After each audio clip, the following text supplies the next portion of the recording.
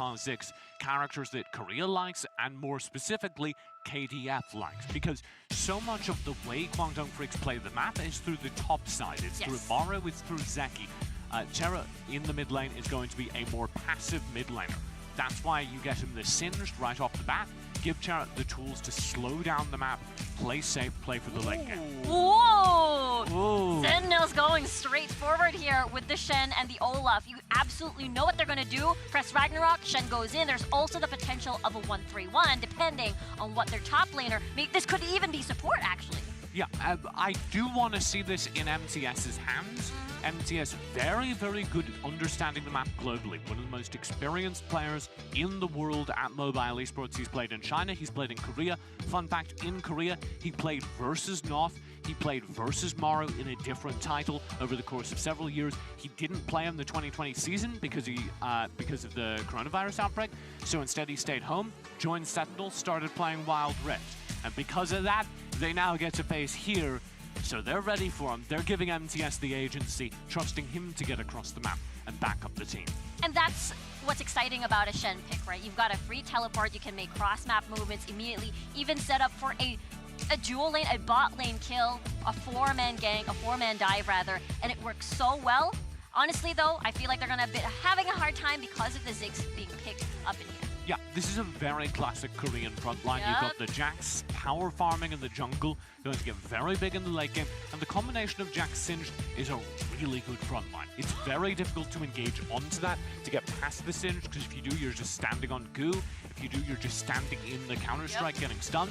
So you have that set frontline, and then you give Acrobat, who's one of the best ranged carry players in the game, a Ziggs to just bombard from in behind. Exactly right. And Sentinel's response is, you know what? What is the answer against the Jax? We need more range so that he can't go near, and I like this from Sentinels. And do you know who the best Lux AD player in the world is? Tell me! Neither do I, but Rest is pretty good. Rest was so good with it during the WNS that it was permabanned against him in the finals, so he's going to put in a good word with this, play very aggressive early. This is the kind of lane that is being tried out to try and punish someone like Acrobat. Problem is, Acrobat isn't just one of these classic passive players. He's one of the players that invented this style. He was one of the first players in the world to be playing Varus Ziggs as far back as they all do now. I will say, though, if there was a major underperformer in the first series by a Freak of Freaks, it was Acrobat.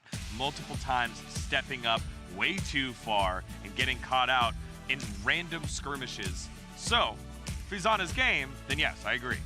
But if he still has some of those lingering... Still clinging to those straws. Still clinging. I mean, so far it looks really good for Sentinels, right? They're getting everything. Look at this Galio. I love this Galio so much because when the Olaf rushes in, boom, you've got that heroic entrance. And it's also one of Beginnings' favorite picks. He's incredible on the Galio. He's an incredibly aggressive support. This, again, gives them a bottom side of the map. This Lux will be played by Rest, this Galio by Beginnings, and they're going to go very aggressive early. The problem is, as we're talking about Sentinels getting everything they want, so are KDF, which is a problem for Sentinels, but it's a good thing for us viewing the game, because this is going to be incredible. Both these teams getting their ideal drafts as Maru gets one of his favorite characters as well. Oh my god, this is absolutely scary, right? But I think the tunnel, the light at the end of the tunnel for me is that KDF's composition works so well only towards late game. It's the complete opposite for Sentinels so far, unless they pivot something that can match. Never mind, there's more pokes, more range. That's what you like to see. The light at the end of the tunnel is an oncoming train. That is KDF trying to reach the late game. You broke me, T-God. Trying to reach the late game and deliver a death blow. If Sentinels want to avoid that, they need to build a lead early, and I think it comes from their much beleaguered bottom lane. I think it comes from Rest and Beginnings starting fights early. Yeah, I'm so excited for this, right? This early game 5v5, you can contest dragons early, first 2 dragons, get gold, win early, win the game. Prediction time. Oh, I don't want to do this. Doing it. Kwangdong Freecs. What? I'm sorry, guys. DJ, put it on the record. So, when I predicted Sentinels during the WNS finals, they were the only things I got wrong, so I feel like maybe... Practically they just win anyway, but still. Most of them are already into the play-in. Just one.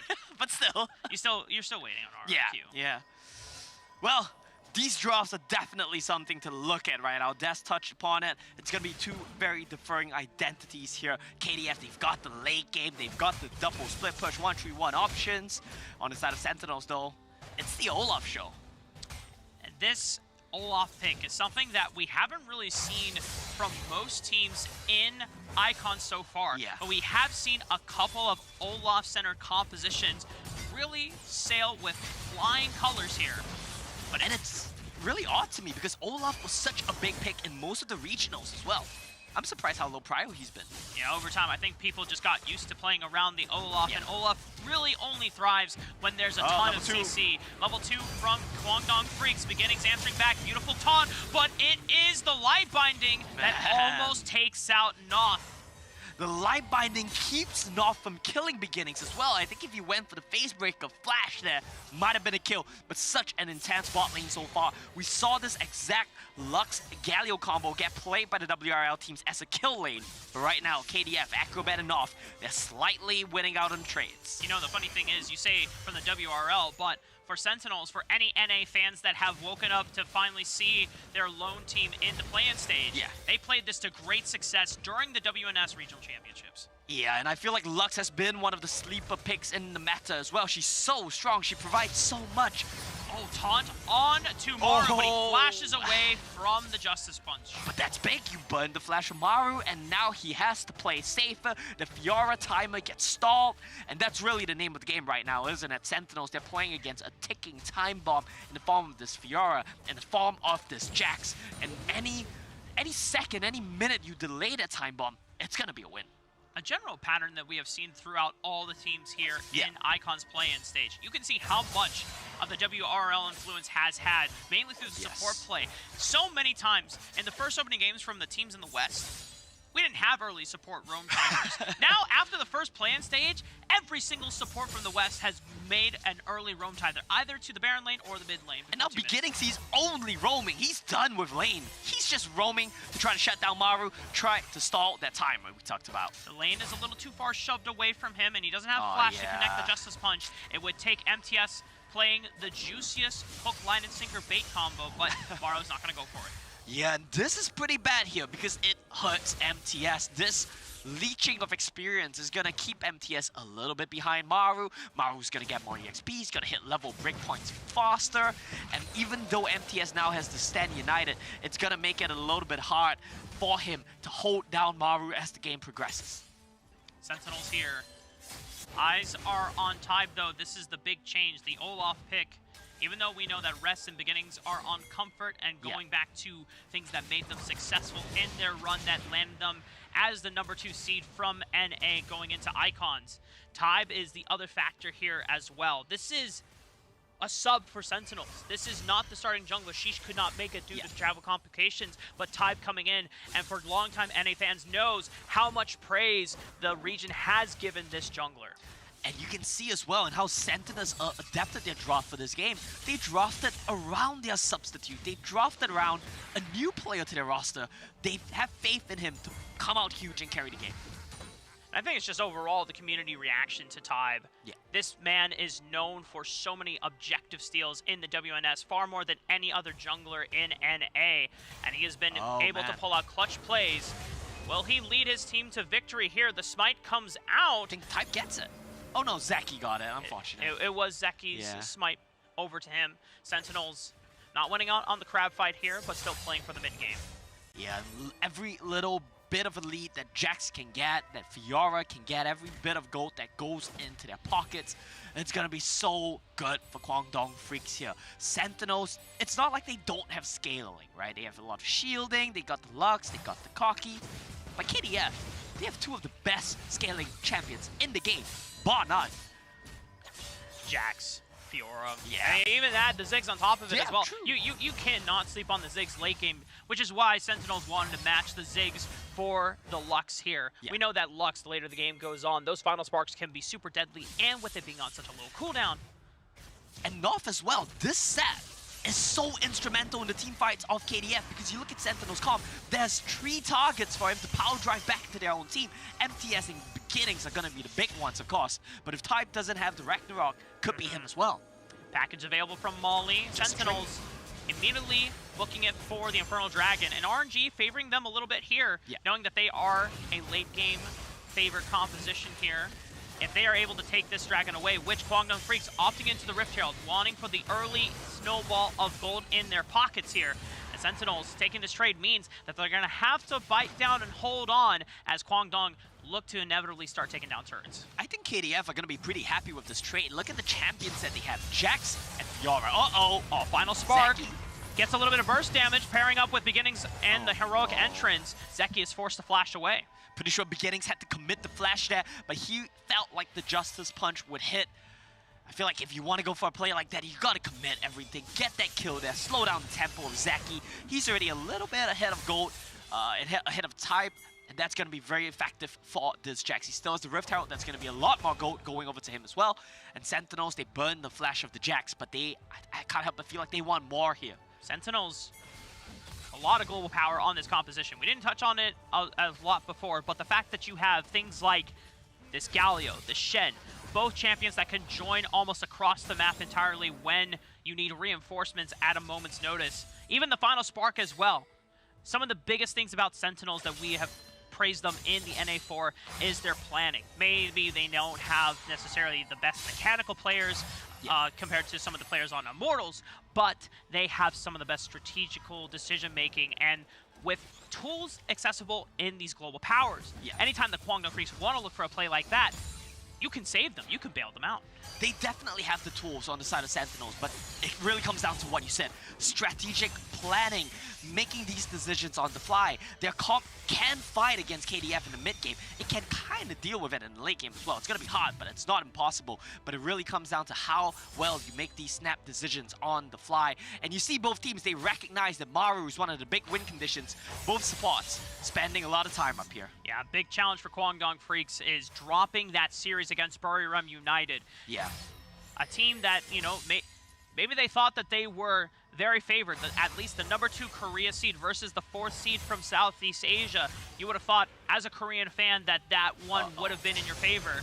MTS, a lot of damage. Grand Challenge has been popped, but he flashes away. Beginnings is here to deter any further action. MTS almost burns down for first blood, but he gets out. Noff wasn't able to find the angle on the set out to met MTSS the taunt. He's able to get out of that one, but good read there from Acrobat. Look at Noff now, though. He's in a great position to cut them off. Herald is used. They want to commit to a play, but MTS, he can come right back. He has Stand United here. In the words of TJ, that's a WCK Herald if I've ever seen one, Rafa. That's definitely a WCK Herald, and that's definitely an impression of TJ, all right? It does chunk down the mid turret, but they're going to need a little bit more chunking before they can take it down with the Central Charge. Demolish available for... Oh my goodness, that was a flash from Tide, ready to jump and pounce onto the members of Kwangdong Freecs, but they're like, whoa, bro, it's not that deep. It's not that serious. That's one of the problems of Olaf against champions like Fiora, against champions like Jax. You really just want to try to run them down, but if they have their mobility spells up, it can be oh so difficult here. Almost 9 minutes into the game, Omo, and would you believe it that we have not had a first blood from either of these teams? Yeah, I believe it. It's a WCK. I definitely believe it. Yeah, Rafa. but it's Sentinels too. I would Yeah, well. I would have imagined that Sentinels would have been slightly more proactive, and this is definitely playing into the hands of Kwangdong Freecs. Well, they've definitely tried, right? Especially Beginnings tried to make plays towards the top side of the map, tried to shut down Maru, but like you said, this does play right into the hands of the KDF in terms of how, one, they like to play as a team, and two, how their comp would want to play. The longer the game goes on without any kills in an even game state, the happier KDF are gonna be. And a big outline for Kwangdong Freecs, known as the best team fighting team, one of the best team fighting teams. By TJ. I give a lot of credit over to TJ. Put a lot of stock into his words. Well, let's see how this team fight's gonna play out, Rafa. They're already burning down the Rift Herald. Sentinels can't get into the pit right now. Rift Herald is secured. Oh no, no ulti. He's got the Stand United. He's bringing Molly in for the ride. And there's the heroic entrance. It is caught off Acrobat. That is first blood for Sentinels. Mistake from Acrobat. He gets knocked right back into the team of Sentinels by the package from Molly there. Didn't use his flash, and he has to pay the price for it. That's going to be KDF picking up the Rift Herald, though. No Dragon yet for 25 seconds. No package for that one. I want to see if KDF opt to fight here. Oh, or and do they want to wait a look while at the more? position right here. Wait, Sentinels might have a chance to just get first brick. Yeah, they Kwangdong will. Freecs, they're slow to the rotation. They had the Rift Herald. They could have easily slammed it down in the mid lane and looked for first brick, but Sentinels actually catch them by surprise. This is a very nice rotation coming in from Sentinels here. That gets them a little bit more gold. That gets them access to this Dragon. It's going to be a big one. Let's see if they want to start it on spawn type. Well, indeed, KDF, it seems like they're posturing to contest this one. Yeah, Herald is dropped. Ragnarok is available as well, so Tyve can always just charge in through the front lines. Rift Herald has been dropped mid lane, so they're going to have to force a fight or turn to the mid lane. A flash from Beginnings is scuffed, but Kwangdong Freecs still might hold.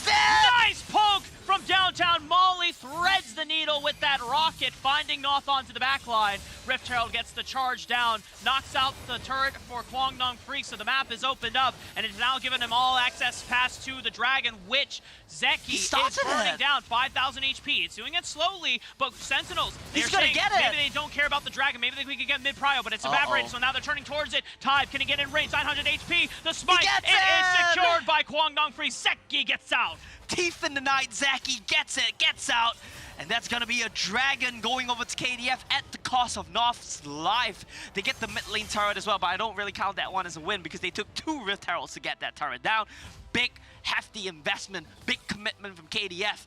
But look at the game state, Rafa. It's a 1,000 gold lead.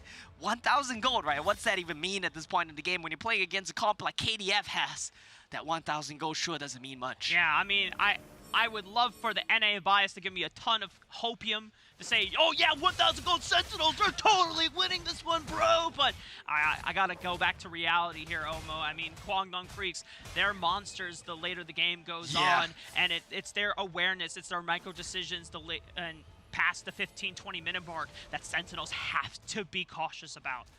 It's not only the team, right? That's the thing. It's both the team and the team composition that's going to give KDF a great time in the mid game and the late game. This is pretty much the KDF experience here, right? They want a team fight you in the mid to late game. They're happy just scaling it up. And they're getting everything they want right now.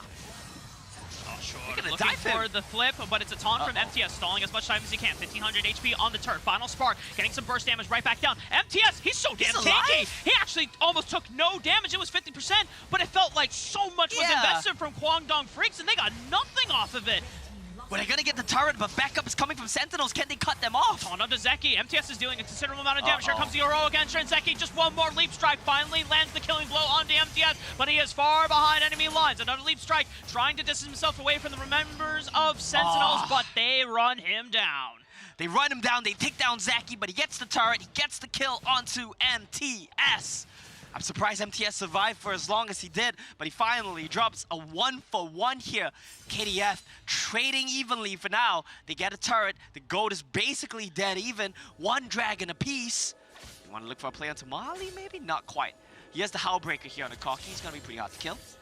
Definitely seems like Kwangdong Freecs are investing a lot of resources to get something that, at first, Sentinels doing a great job of neutralizing, but they're not finding as great responses on the other side of the map. In fact, they just make the rotation over to collapse and ending up just trading evenly.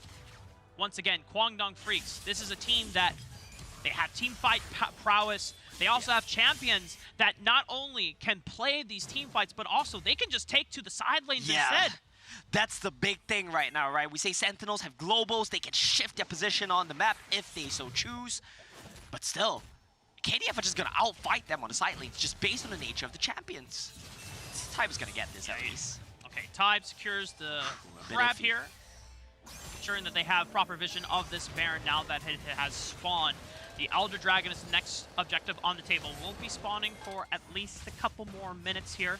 Kwangdong Freecs just maintaining defenses now, but they have mid-prio. They could be looking to trade. They will be able to get this turret as well, I think. They have a Jax, they have a Ziggs, the clan minions alive. Beginning scares them off, though. That's the good thing right now. And final spark from Rest clears out the minion wave, giving no chance for Kwangdong Freecs to equalize the turret trade. But Rafa, you see how KDF are just slowly chunking down these turrets. They're whittling them down bit by bit by bit. The top lane one's taking quite a bit of whittling. It's still up, surprisingly, but the mid lane one is basically down already. A little bit more damage, and one satchel charge will take it down. Honestly, if they find time to rotate Acrobat to the top lane, one satchel will take that down as well. There's so much standing go on the map the KDF can just get. But they're content with the state of the game. They don't feel a need to force a play. And who can blame them? They're playing in their comfort zone, as we said before. The WCK, this is, for those that avidly follow that region, this is no strange place to be. 15 minutes, it's like, oh yeah, I just got my popcorn. Okay, this is where the game starts, right? Yeah, the next dragon fight is where we're gonna see some real action happen. It's gonna be the Elder as well.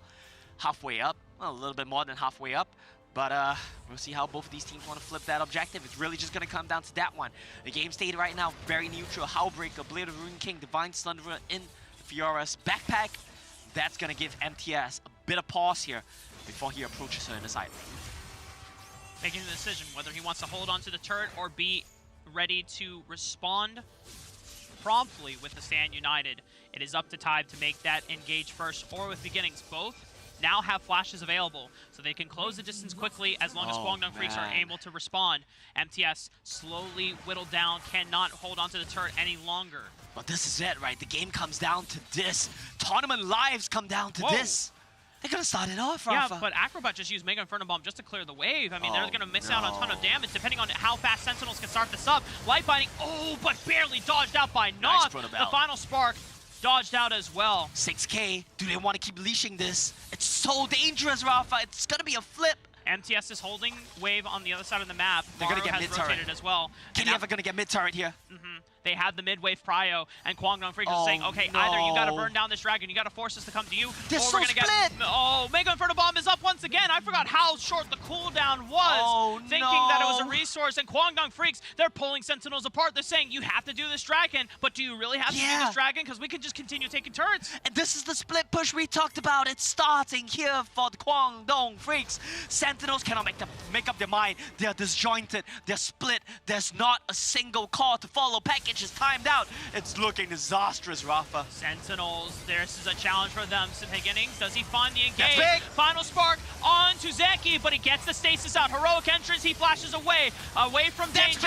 And that's a huge knockup from Noth that catapults MTS almost to his death. Grand challenge has been posted onto rest. He has to recall. A huge Mega Inferno Bomb finds the first kill of the fight. That's the Baron laner gone for Sentinels, and a lot of their anchor tools. One of the main frontline engaged. They're gonna start it. Kwangdong Freecs now have the ability to turn onto the dragon. Tide would have to pull off a miracle, but it has no Ragnarok. It's only flash. Noth looking for the re-engage once again.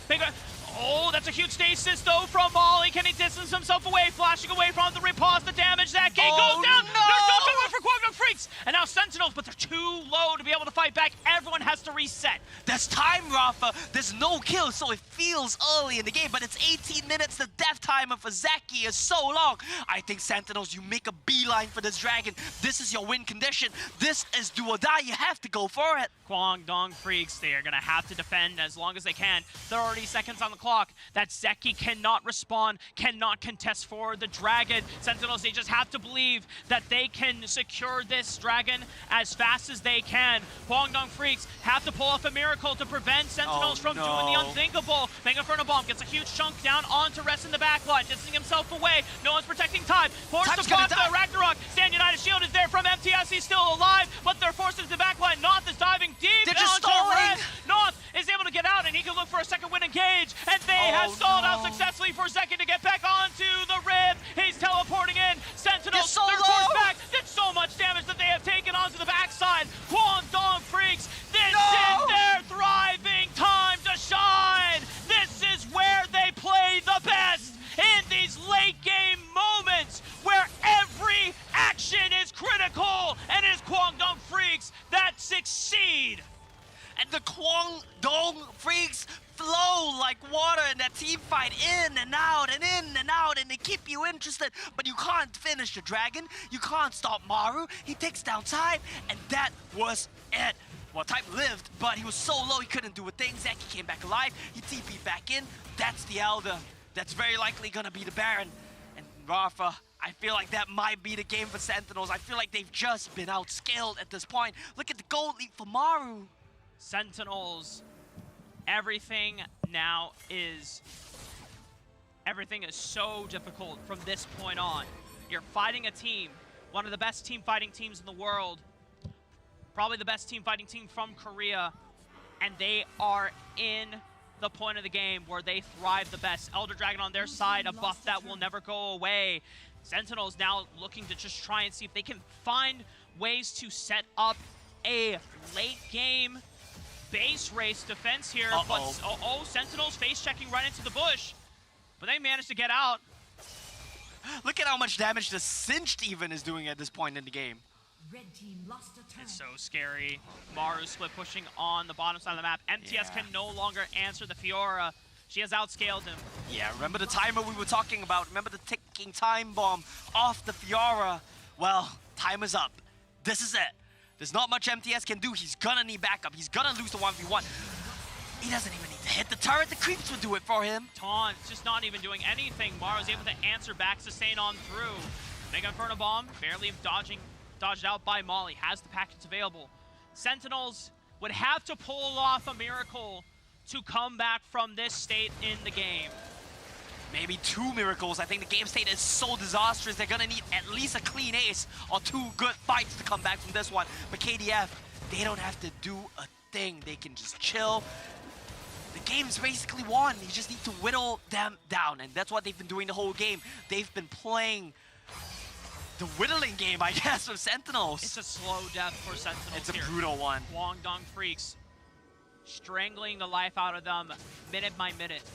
Kwangdong Freecs say, you want to take this game long? We don't care. We're ready to go 30, 40 minutes. We want to go 30, 40 minutes. That's exactly what KDF want to go. It's a 21-minute game with 8 kills, Rafa. It's all about endurance here. Kwangdong Freecs, the masters of endurance, the masters of outlasting their opponents, proving to have more stamina than any other Wild Rift team in the world. Sentinels, the challenge is nigh for them, and at this point, we've already said it before, miracles would have to be made, a string of miracles even, and that satchel charge could just be the ending of Sentinels if they pick off beginnings. A major frontliner is now been eliminated. Maru, pouring through the base, has completely solo killed MTS with no resources whatsoever. There's nothing they can no do. help whatso necessary. Sentinels on the back foot, another inhibitor gone, and it is the final minion waves pouring into the base. That's gonna be it. They're gonna go for the end. Sentinels, one last ditch, but it is Kwangdong Freecs that are pushing them to the very brink. Ty managing to trade a kill back. Molly golden and golden, but you gotta be more than golden to take this series away from Kwangdong Freecs. The second seed from Korea take game 1 and put themselves a match point. And they take game 1 in such a brutal manner as well. We talk about comeback wins being devastating on your mental. We talk about storms being devastating on your mental. But you know what's the worst of them all, Rafa? A grueling loss like that where you just get black. Is Tybe, but Tybe on the Olaf got to facilitate early, right? It's the Olaf-Shen combo. Those were the first several picks that they called out. You called out their strategy. And I think we might have seen the Stan United Ragnarok combo once, maybe twice in a team fight. Not even if it was successful, but just in a team fight in general, TJ. Well, I want to call out, like, a lot of the things Sentinels did right? You look at this gold graph, they had control of the middle of the game.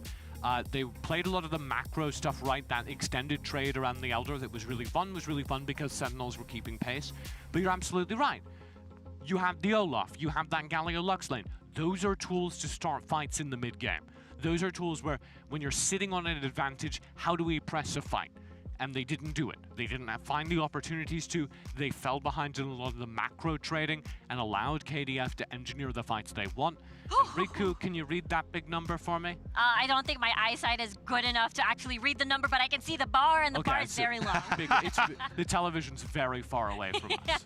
It's 47,000 compared to Rest's. You know, Such a the big same number on the I opposite side, know. 14,000, right? I couldn't see it either. We both have glasses. They're not good enough for this. We gotta get that checked. That's all right.